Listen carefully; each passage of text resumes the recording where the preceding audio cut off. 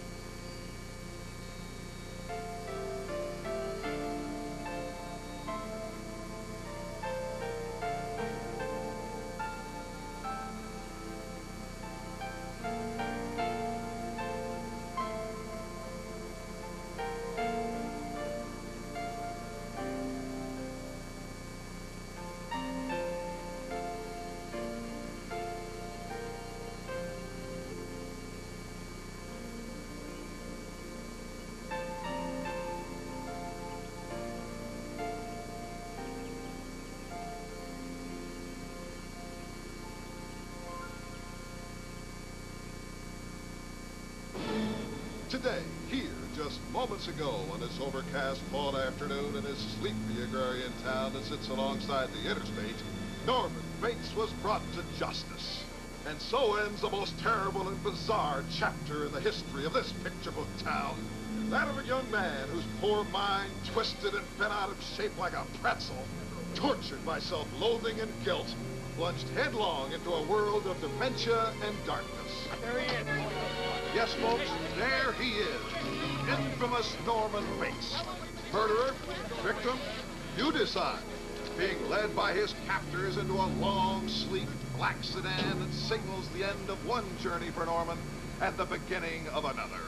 One that will take him away perhaps forever from this place that he was born, past Ivor's Cutlery, where his mother used to send him to have her knives sharpened, and the Grant Hotel, where he worked after school, and first showed an interest in motel management.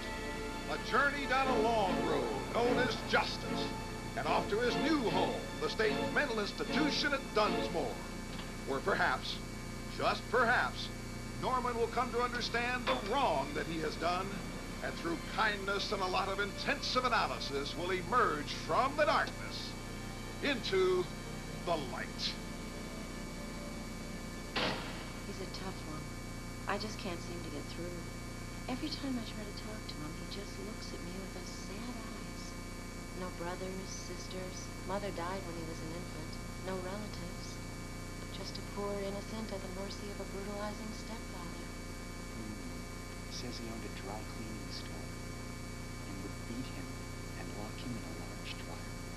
Till one day when the dad crawled inside to clean it, and little Alex closed the door, pressed a button, and dry cleaned him.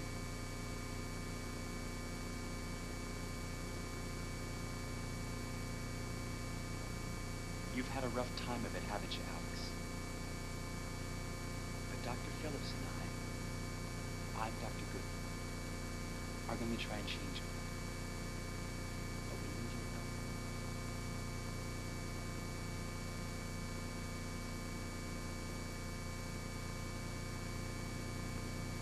How about interests? Hobbies, friends? I didn't see anything in the file. Well, just Jack. Jack? His pet bird. What I got from neighbors is that it was his only friend until he turned over his school and Dad wanted dead. Stepfather? Handed him a shovel and ordered him to bury it. Instead, he secretly stuffed it.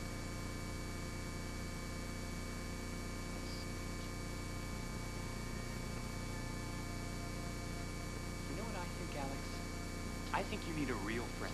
No. Besides Jack here. I mean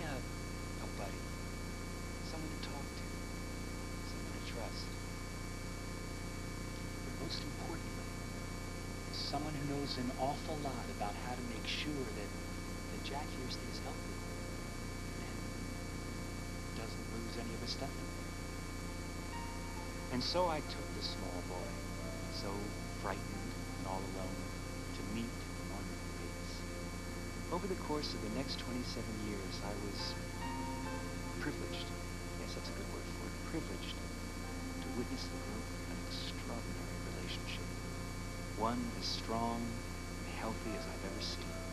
Their insights, sensitivity, their wisdom, there was almost a sixth sense. Frankly, at times frightened me with its power. And through it all, it was always Norman, the father that Alex never had. And Alex? What did Alex do for Norman?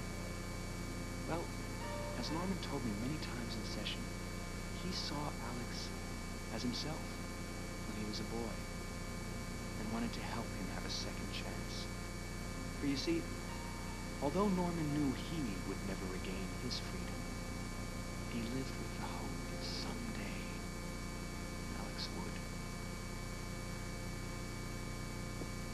Those more mental institution personnel, doctors, attendants, candy strivers, and fellow inmates. Although I did not have the privilege of knowing the deceased, I have been asked before cremation of his humble remains to say a few words. For all of us, no matter how mighty or how small, how powerful or how insignificant, how saintly or how sinful, are entitled to be ushered from this fragile world with its pains and its joys, its sadness, its heartbreak, up to the very gates of heaven, where there we will be judged.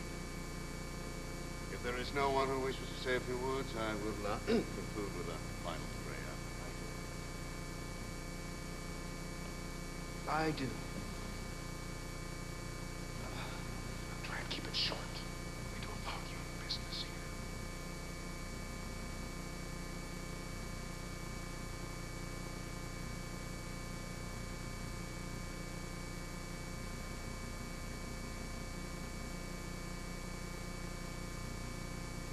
Norman Bates was my friend. To the world, he was a murderer. But to me, he was my friend. And I only hope that in your lifetimes, you will all be lucky enough to have one friend like him. Norman always said to me that if I wanted to get better, I could, but I would have to work at it, and it would be hard. Like being up here now. He said that people, no matter how bad they've been treated, have to try and forget. To forgive and try to get the hatred out of their hearts. Because it is hatred that is the enemy. And it doesn't make us feel any better. It just